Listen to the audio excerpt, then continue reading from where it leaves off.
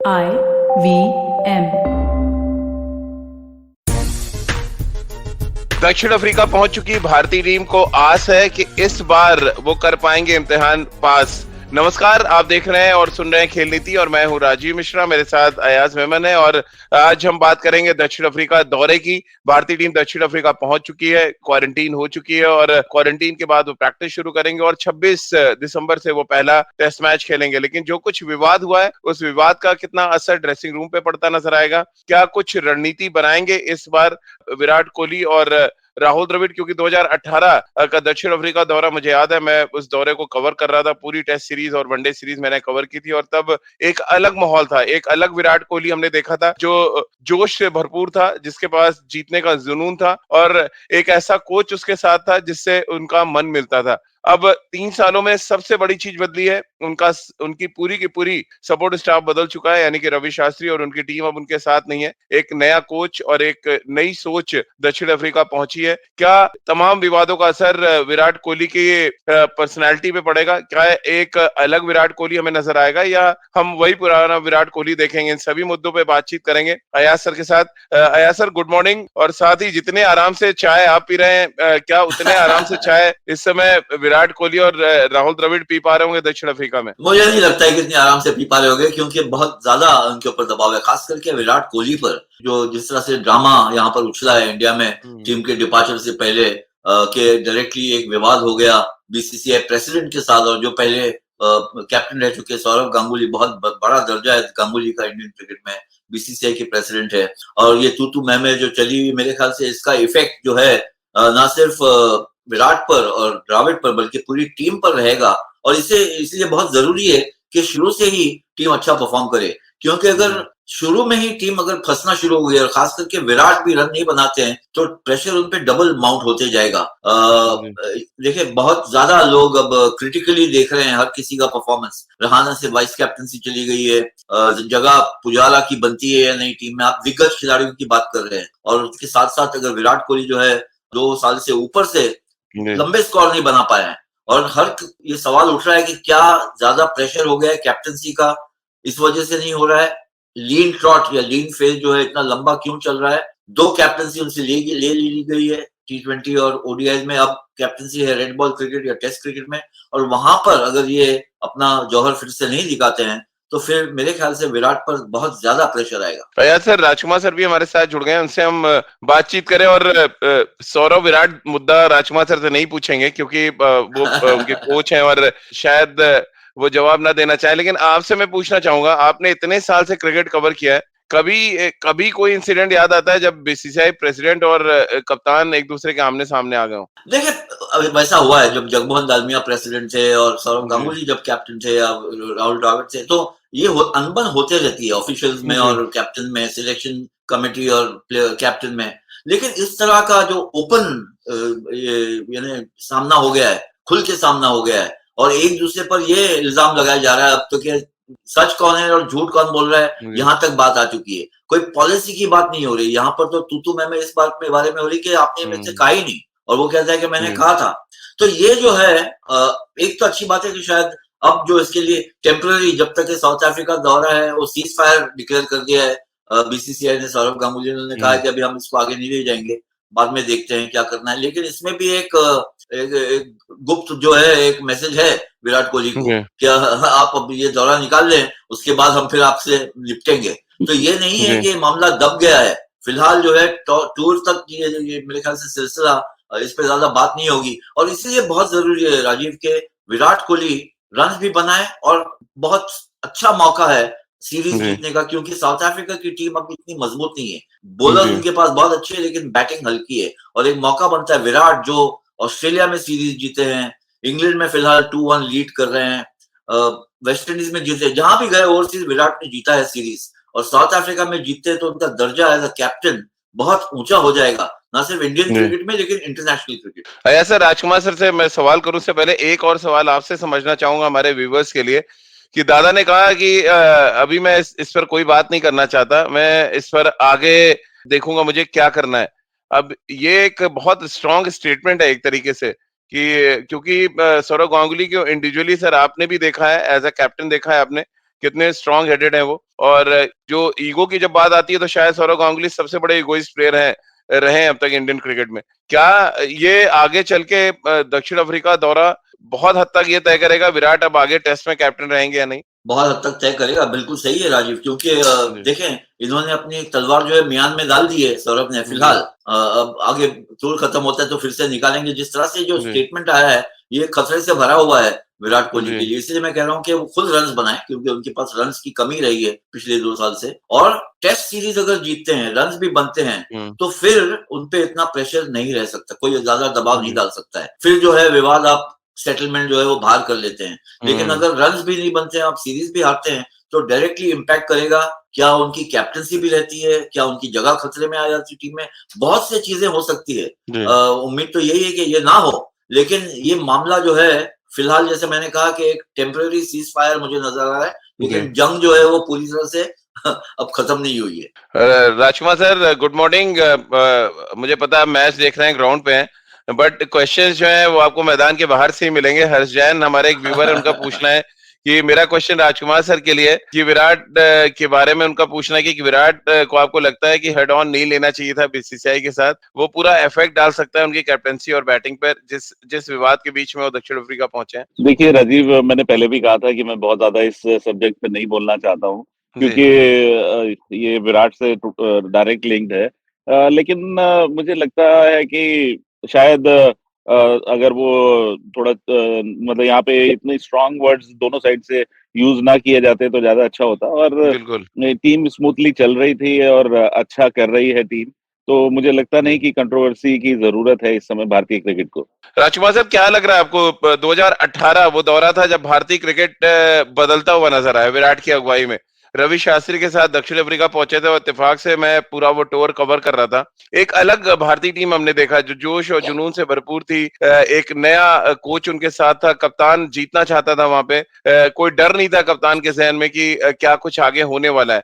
इस बार विराट कोहली जब पहुंचे एक डर है साथ में, एक अजीब सी कहा जाए परिस्थिति इस समय बनी हुई है। क्या आपको लग रहा है भारतीय टीम की तैयारियों पे इफेक्ट पड़ सकता है इन सब चीजों का और विराट बहुत बदले हुए नजर आ सकते हैं इस दौरे पे? देखिए, बैक ऑफ द माइंड हो सकता है कि उनके दिमाग में रहे, लेकिन एक बार विराट जब ग्राउंड में उतरते हैं, एक बार जब वो रस्सी को क्रॉस कर लेंगे, तो मुझे नहीं लगता हम्म, कि वो इन सब चीजों को ध्यान रखेंगे या बहुत ज्यादा उनके दिमाग में रहेगा। और जहां तक बात राजीव डर की है, तो डर की तो कोई सवाल ही नहीं है। विराट ऐसे हम्म, खिलाड़ी हैं कि उनको वो ग्रीडी नहीं है किसी भी चीज के लिए।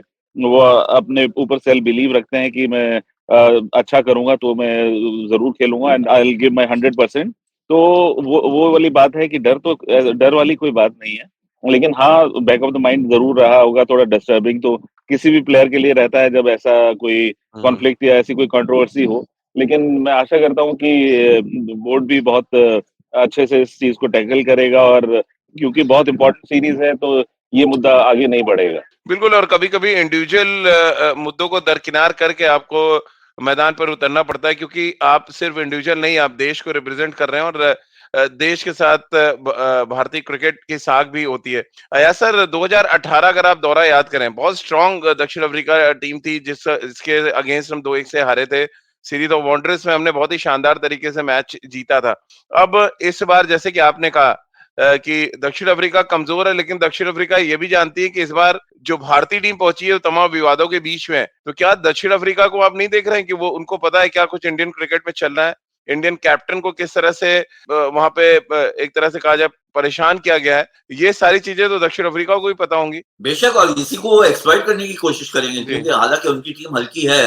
पिछले दौरे पर जब 2018 की आप बात करते हैं, तो हाशिम आमला जैसे प्लेयर थे, हम्म, फैफ डुप्लेसी थे वगैरह। बॉलिंग अटैक भी बहुत अच्छी थी। इस बार ऐसे प्लेयर्स नहीं है, डेल स्टेन भी नहीं है।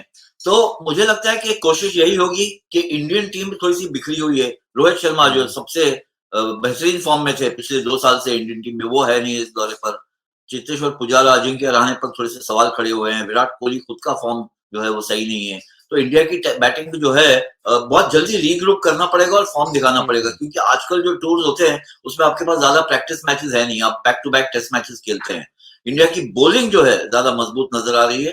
और साउथ अफ्रीका की बॉलिंग भी अच्छी है, लेकिन साउथ अफ्रीका में भी अगर आप देखें करंटली जो है, वहां पर भी काफी बॉर्ड सियासत या बहुत पॉलिटिक्स बहुत चल रही है, प्लेयर्स जो है रेसिज्म को लेके वहां पर सवाल उठ रहे हैं वगैरह वगैरह, तो वो टीम भी जो है काफी प्रेशर में है अपनी अंदरूनी पॉलिटिक्स की वजह से। मुझे लगता है कि अगर शुरुआत अच्छी हुई, और सबसे क्रूशियल जो है ना राजीव चीज मुझे लगता है कि विराट का फॉर्म है। मैं नहीं कहता हूं कि सेंचुरी बनाए वगैरह, लेकिन फॉर्म अच्छा रहे, लीड फ्रॉम द फ्रंट करते हैं बल्ले के साथ, तो बहुत सी टीम जो बहुत सी चीजें वो ऑटोमेटिकली अपनी जगह सेटल हो जाएगी, और टीम जो है वो आपको लगेगा कि दिखाई देगा कि बहुत अच्छा परफॉर्म करती है। कैप्टन जो है हर किसी टीम के लिए बहुत क्रूशियल फैक्टर रहता है, और खास करके जब कैप्टन पर दबाव है, वो किस तरह से रिस्पॉन्ड करता है क्राइसिस में, वो बहुत मायने रखता है क्रिकेट में। और मुझे एक स्पिनर रविंद्र जडेजा नहीं है, अश्विन मेरे ख्याल से अब तो लाजिम बनता है इनको खिलाने के लिए, पेस अटैक सही है। अगर विराट, राहुल, पुजारा, रहाणे दो में से कोई एक ये रन्स बनाना शुरू करते हैं, क्योंकि इनके पास इंटरनेशनल एक्सपीरियंस बहुत है। श्रेयस अय्यर वगैरह जो है इनके पास इतना एक्सपीरियंस नहीं है, इंडिया ए के लिए खेला है उन्होंने ओवरसीज, लेकिन अगर कोहली अगर चल जाते हैं, विराट चल जाता है, तो मेरे ख्याल से ये टीम जो है मुझे लगता है कि सफल हो गया। बहुत बड़ा स्टेटमेंट है यार सर का, राजकुमार सर। और विराट के बारे में जो कह रहे हैं कि विराट अगर रन बनाते हैं तो बहुत सी चीजें सेटल हो जाएंगी। अब 2018 का दौरा याद करूं, मैं सेंचुरियन में था जब उन्होंने एक बहुत ही डिफिकल्ट विकेट पे शतक लगाया था, और हालांकि वो टेस्ट मैच हम हार गए थे, बट विराट ने दोनों इनिंग में बहुत ही लाजवाब बल्लेबाजी की थी। फिर वांडरर्स आए हम, जहां पे रन बनाना असंभव सा था, यानी कि 200 रन नहीं बने थे दोनों पारियों में जो दो टीमें खेली थी, उसमें विराट ने अर्धशतक लगाया था और बहुत ही कमाल की बैटिंग करी थी। और फास्ट बॉलिंग को कैसे टैकल करना है वो विराट कोहली ने एक बड़ा लेसन वहां दिया था, जब डेल स्टेन, फिलेंडर जैसे गेंदबाज, मौनी मौकल, ये 3 तेज गेंदबाज उस समय खेल रहे थे। रबाडा भी थे उस टीम में तब।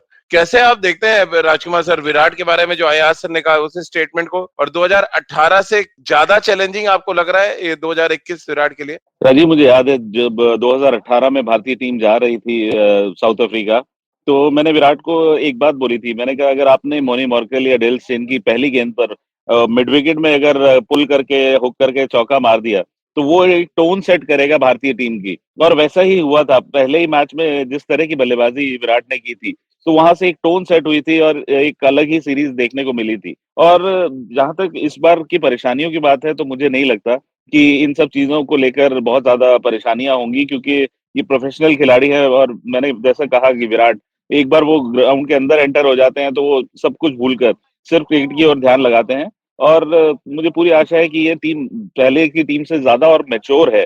इस टीम में जरूर थोड़े से परेशानी है कि पुजारा और अजिंक्य रहाणे के रन नहीं बने हैं लेटली, लेकिन वो इतने एक्सपीरियंस बल्लेबाज हैं कि मुझे पूरी आशा है कि वो री फॉर्म में आएंगे। और ये भारतीय टीम बहुत एक समय जो अभी लग रहा है कि बिखरी हुई है, बहुत स्ट्रांग टीम नजर आएगी, क्योंकि हमारा बॉलिंग अटैक बहुत अच्छा है। हाँ सर, ब्रेक पे जाऊं उससे पहले जो कुछ राजकुमार सर ने कहा कि चैलेंज नहीं है उतना बड़ा विराट के लिए, बट अगर आप एक्चुअली दक्षिण अफ्रीका का बॉलिंग अटैक देखें तो पहले से ज्यादा फियरसम लग रहा है। हालांकि एक्सपीरियंस नहीं है, बट नौकी है, रबाडा और एक गेंदबाज वो लेके आए, मैं उनका नाम भूल नहीं रहा हूँ, 6 फुट 7 इंच के हैं वो, एक प्रेटोरियस है। हाँ, और एक 6 फुट 7 इंच का एक नया तेज गेंदबाज लेके आए।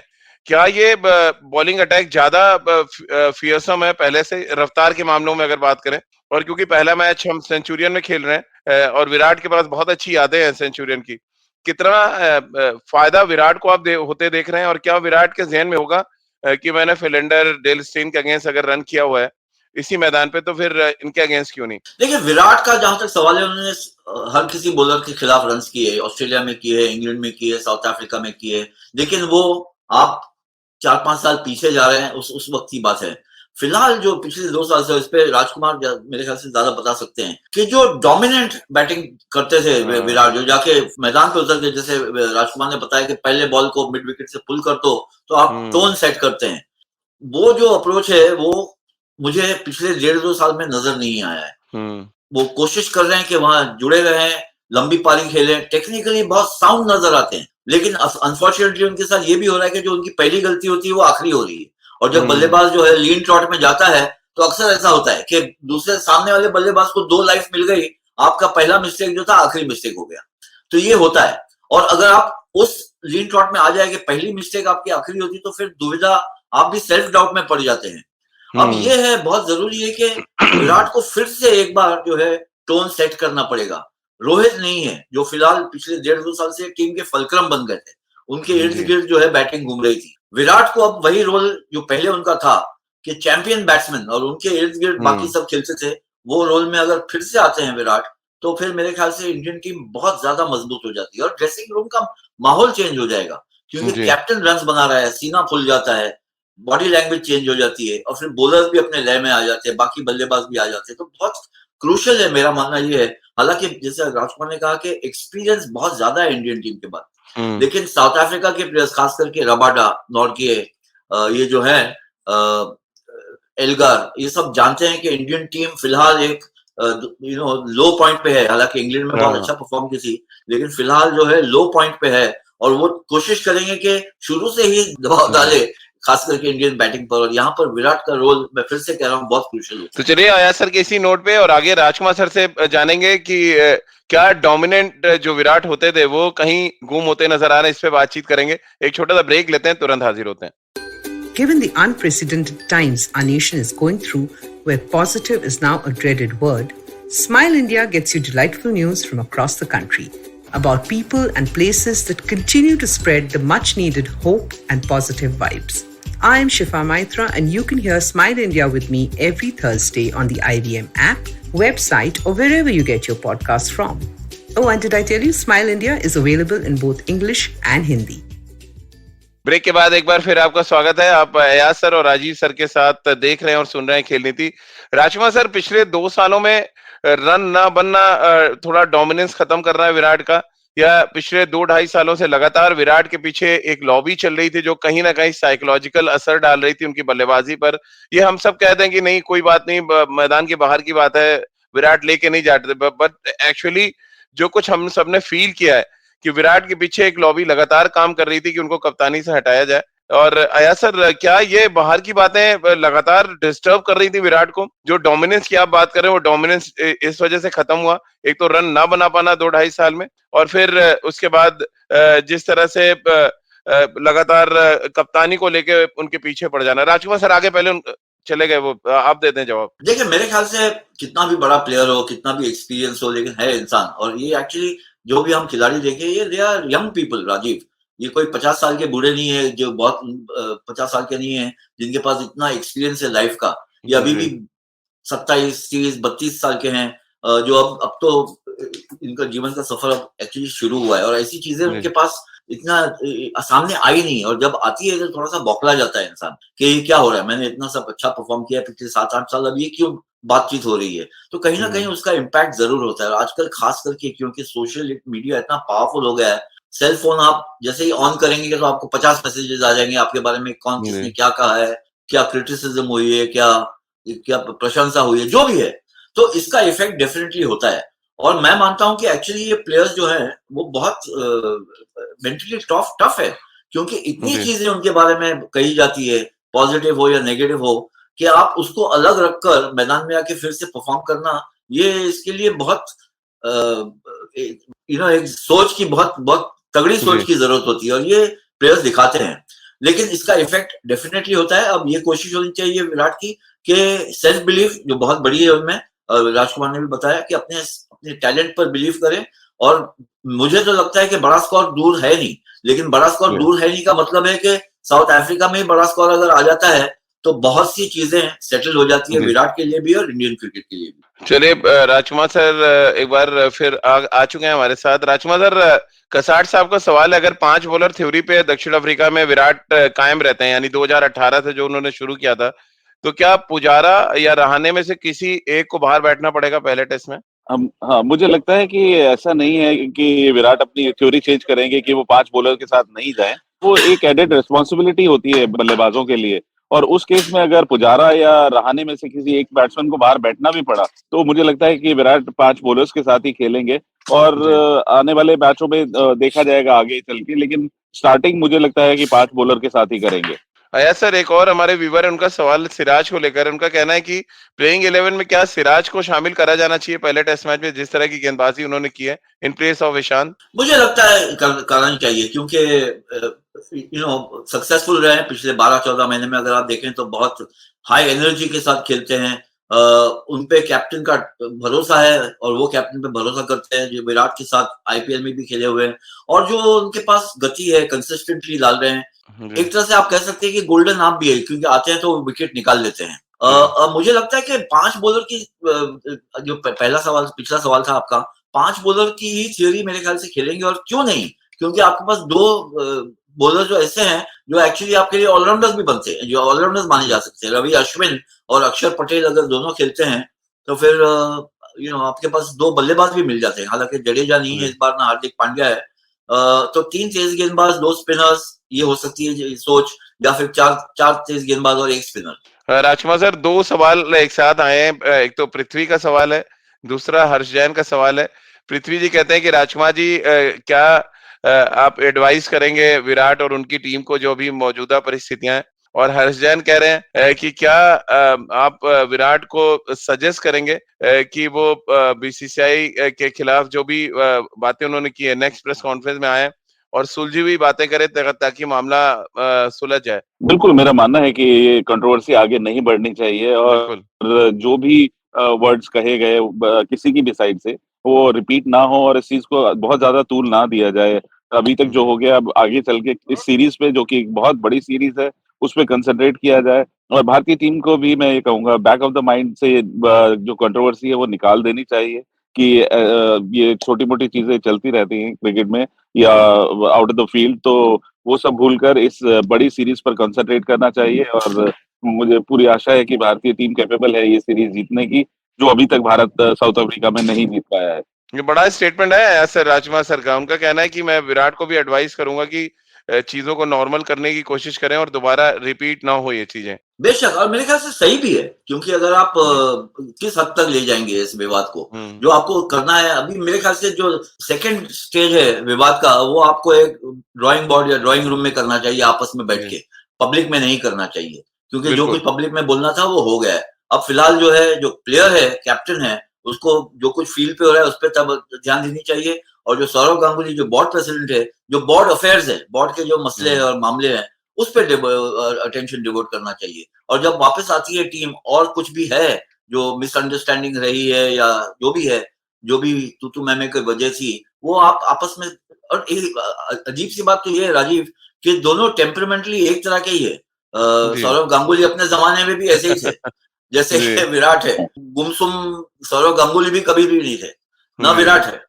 तो दोनों की पर्सनालिटी एक जैसी है, और मेरे ख्याल से इसी वजह से कहीं ना कहीं ऐसा लग रहा है कि फुलझड़ियां जल रही है दोनों तरफ से। जी। लेकिन मेरे ख्याल से अब ये हो गया, जो भी है, जिसको स्टेटमेंट देना था, अब for the betterment of Indian cricket खामोशी अच्छी है, और जो कुछ कहना है आपस में जी। प्राइवेटली वो कह दें और सेटल कर लें जो भी करना है। राजकुमार सर, पृथ्वी जी आपके आंसर को लेके बहुत तारीफ कर रहे हैं कि राजकुमार सर ने बहुत एक्सीलेंट एडवाइस दिया, वेरी फ्रैंक, स्ट्रेट फॉरवर्ड।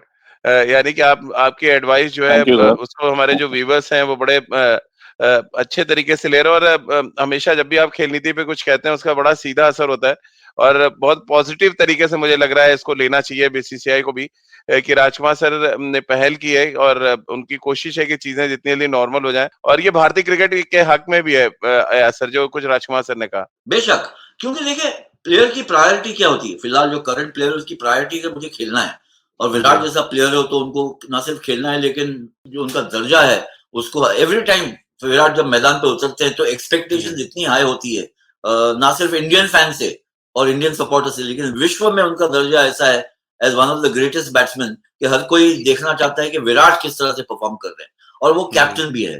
तो अगर आप यही विवाद को सोचते हुए मैदान पे उतरेंगे, तो फिर आपके परफॉर्मेंस पे भी इफेक्ट करेगा, ड्रेसिंग रूम पे भी इफेक्ट करेगा, और मेरे ख्याल से फिर इंडियन क्रिकेट के लिए फायदा नहीं है इसमें।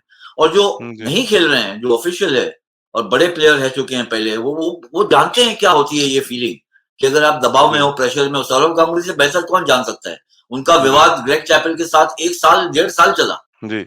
तो और उस वक्त जो है काफी खस्ता हो गई थी हालत इंडियन क्रिकेट की। बिल्कुल। ऐसा लग रहा था ड्रेसिंग रूम में भी जो है आपस में अनबन हो गई सब प्लेयर्स की। जी। तो ये इसकी जरूरत है नहीं, और मेरे ख्याल से दोनों पार्टीज को अब ये सोच के चलना चाहिए कि जो कुछ हमको कहना था कह दिया है, कुछ गर्म कहा, कुछ नरम कहा।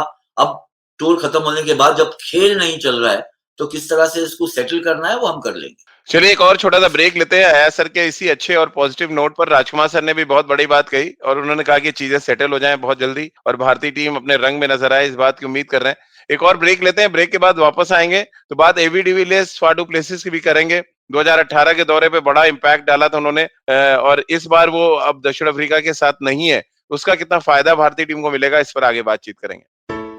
Hey everybody, it's been another great week on the IVM Podcast Network.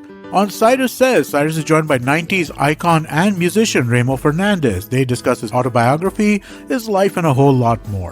On Storytellers and Storysellers, Vineet is joined by stand-up comedian, podcaster and now musician Akash Mehta about his journey in stand-up comedy and his upcoming debut album, What a Life. On the Talle Harate Kannada podcast, Pawan speaks to PL Uday Kumar. He's a technologist and history researcher, and they discuss digital 3D scanning technology being used to conserve Bengaluru's rich heritage of inscription stories. On Speakeasy, Dheeraj is joined by one of India's most sought-after influencers, Raj Shamani.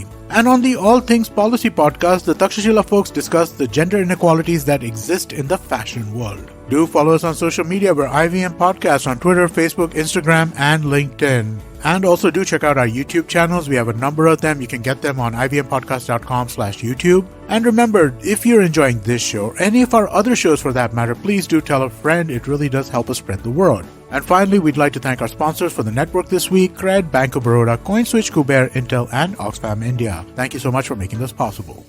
Break के बाद एक बार फिर आपका स्वागत है। राजकुमार sir और Ayaz sir के साथ आप देख रहे हैं और सुन रहे हैं खेल नीति। क्योंकि राजकुमार सर, पिछली बार के दौरा याद करें तो एबी डिविलियर्स का कमबैक हुआ टेस्ट क्रिकेट में और उन्होंने एक टेस्ट मैच बचा ही दिया सेंचुरियन वाला, मतलब इंडिया वो मैच जीत रही थी, उनकी 2 हाफ सेंचुरी से इंडिया बैकफुट पर चली गई। फा डू प्लेसिस ने बड़ा इंपॉर्टेंट रोल अदा किया और मैक्रम जो उनके एक और अच्छे बल्लेबाज हैं, वो उनका डेब्यू सीरीज थी। अब आप कितना बड़ा फायदा देख रहे हैं भारतीय टीम के गेंदबाजों के लिए, सुनहरा मौका देख रहे हैं एबी डिविलियर्स और फा डू प्लेसिस जैसे एक्सपीरियंस बल्लेबाजों का ना होना? डेफिनेटली देखिए, एबी डिविलियर्स और फा डू प्लेसिस नहीं है तो ये एक मैं कहूँगा बहुत बड़ी कमी है साउथ अफ्रीका टीम के लिए, क्योंकि बहुत एक्सपीरियंस बल्लेबाज थे दोनों, बहुत बेहतरीन उनका प्रदर्शन रहता था। एबी डिविलियर्स ऐसे प्लेयर थे कि कभी भी आपसे मैच दूर ले जा सकते हैं और उनका अब ना होना एक बहुत एडवांटेज है भारत के लिए, जिसका भारत के गेंदबाजों को फायदा उठाना चाहिए, क्योंकि अब इतनी एक्सपीरियंस बल्लेबाजी नहीं होगी साउथ अफ्रीकन टीम की। सर, आपको क्या लग रहा है, एकदम दरवाजा हिल रहा है दक्षिण अफ्रीका की बल्लेबाजी का, जिस तरह का बैटिंग, हालांकि उनके पास अच्छे बल्लेबाज भी हैं। बौमा, मैं उनको बड़ा अच्छा बैट्समैन मानता हूँ टेस्ट क्रिकेट का। इसके अलावा डिकॉक के बारे में भी खबरें आ रही है कि वो इस सीरीज के लिए अवेलेबल नहीं होंगे, तो ऑलमोस्ट एक्सपीरियंस के नाम पे तो नील नजर आ रही है दक्षिण अफ्रीका की बल्लेबाजी। बेशक अगर डिकॉक नहीं खेलते तो बहुत बड़ा झटका है उनको, क्योंकि फ्रंट लाइन विकेट कीपर भी है, बहुत ही अटैकिंग बैट्समैन है। शायद खबर आ रही थी कि 1 टेस्ट मैच मिस करेंगे या 2 करते या पूरी सीरीज मिस करते, ये पता नहीं है। एडन मैलकम जो है, उनके अच्छे बल्लेबाज निकल के आए हैं, डेब्यू किया था इंडिया के खिलाफ और थोड़ा सा एक्सपीरियंस अब मिल गया, 4 साल का, लगभग 4 साल का एक्सपीरियंस है उनके पास अब, तो वो एक खतरा बन सकते हैं, एक कांटा बन सकते हैं इंडियन बॉलर्स के लिए। मुझे लगता है कि ये मौका, जैसा मैंने कहा कि बैटिंग जो है साउथ अफ्रीका की हल्की है, और ये मौका है जसप्रीत बुमराह और मोहम्मद शमी और सिराज या ईशान या जो भी खेलते हैं उनके साथ, खास करके बुमराह, क्योंकि ना बोले बुमराह ने अपना टेस्ट डेब्यू किया था साउथ अफ्रीका में। उस वक्त ये सवाल उठे थे कि क्या ये व्हाइट बॉल बॉलर को आपने टेस्ट बॉल में कहा, टेस्ट क्रिकेट में कहा खिला दिया। लेकिन वो जो एक उनका डिसीजन था कोहली का और शास्त्री का, कितना उसका पेबैक कितना बेहतरीन मिला है कि आज विश्व के बेहतरीन टॉप बॉलर्स में माने जाते हैं बुमराह। अगर वो फिट है फुल, जिस तरह से उन्होंने इंग्लैंड में खास करके आखिर के 2 टेस्ट मैचेस में गेंदबाजी की, अगर उसी फॉर्म से गेंदबाजी करते हैं, सवाल ये है साउथ अफ्रीका में अक्सर हमने देखा है कि बहुत जल्दी पिचेस पर एडजस्ट करना पड़ता है, क्या लेंथ आप डालेंगे। अगर उसमें आप एडजस्ट नहीं कर पाए जल्द से, और अगर आप बॉलिंग सही नहीं करें, बैट्समैन जो है साउथ अफ्रीका के वो फायदा उसका उठा ले, तो आपको खतरा बन सकता है। लेकिन मुझे लगता है कि इंडियन अटैक जो है बहुत एक्सपीरियंस है, और अगर रन्स मिलते हैं डिफेंड करने के लिए 300 350 भी मिलते हैं, तो फिर इंडिया जो है बहुत सक्सेसफुली डिफेंड करेगी। राजकुमार सर, बीइंग अ कोच, आप राहुल द्रविड़ की पोजीशन को किस तरह देख रहे हैं? चलते चलते हर कोई, जो हमारे व्यूअर्स हैं, दर्शक है, वो जानना चाहते हैं कि सिर मुड़ाते ही ओले पड़े। कल हम बात भी कर रहे थे कि जैसे ही वो कोच बने, इतना बड़ा एक डायलेमा आ गया। अब क्योंकि उनकी पर्सनालिटी ऐसी बहुत ज्यादा एक्सप्रेसिव नहीं है। रवि शास्त्री अलग तरीके के पर्सनालिटी थे। अगर वो इस तरह की कंट्रोवर्सी होती तो शायद सबसे पहले सामने आके बोलते कि ऐसा कुछ भी नहीं है और सब कुछ अपने ऊपर लेते। अब राहुल द्रविड़ के लिए कितनी बड़ी रिस्पॉन्सिबिलिटी आप देख रहे हैं इस सीरीज में? देखिए, राहुल जितने मैच्योर कोच हैं, जितना अच्छा उनका मैन मैनेजमेंट है, तो मुझे नहीं लगता कि वो इस कंट्रोवर्सी को बहुत ज्यादा ड्रेसिंग रूम में इफेक्ट करने देंगे, और करने देना भी नहीं चाहिए। और बहुत एक्सपीरियंस है, बहुत रिस्पेक्ट है राहुल द्रविड़ की भारतीय ड्रेसिंग रूम में। तो मुझे आशा है कि वो बहुत अच्छे से इस चीज को मैनेज कर पाएंगे कि कंट्रोवर्सी यहाँ से आगे नहीं बढ़े और भारतीय खिलाड़ी सिर्फ आने वाली सीरीज पर ही कंसंट्रेट करें। चलिए, बहुत बहुत शुक्रिया राजकुमार सर आपका। अयाज सर आपका भी बहुत बहुत शुक्रिया हमारे साथ जुड़ने के लिए और बेबाकी से मेरे सवालों का जवाब देने के लिए। तो आप भी जुड़िए खेल नीति के साथ हर सुबह 9:30 पर खेल नीति के यूट्यूब चैनल और IVM के फेसबुक पेज पर। इसके अलावा आप मुझसे जुड़ सकते हैं और सीधे अपने सवाल भेज सकते हैं। @राजीव मिश्र मेरा ट्विटर हैंडल है और @cricketwalla अयाज सर का ट्विटर हैंडल है। इसके अलावा अगर आप खेल नीति का हर एपिसोड सुनना चाहते हैं तो IVM ऐप पर सुन सकते हैं, IVMpodcast.com पर, गाना, स्पॉटिफाई, सावन, गूगल पॉडकास्ट या अन्य IVM पॉडकास्टिंग नेटवर्क पर आप हर एपिसोड को सुन सकते हैं। आपका बहुत बहुत शुक्रिया हमारे साथ जुड़ने के लिए।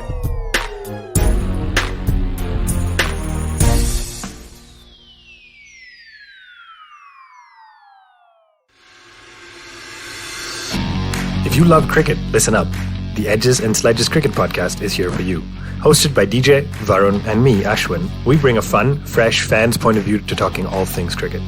Sometimes it's just the three of us, sometimes we have guests, including current and former international cricketers. For new episodes every week, check out the Edges and Sledges Cricket Podcast on the IVM app, website, or wherever you get your podcasts. Have you ever wondered where the business world is headed? How the ways in which we create, market and sell to consumers will evolve? Or if we'll ever go back to wearing pants while working? For answers to all of this and more, tune into Advertising is Dead with me, Varun Dugirala. Every Tuesday, as I talk to entrepreneurs, leaders and change makers from across business, media, marketing and beyond. You can catch all episodes of Advertising is Dead on the IVM Podcast website, app or wherever you get your podcasts from.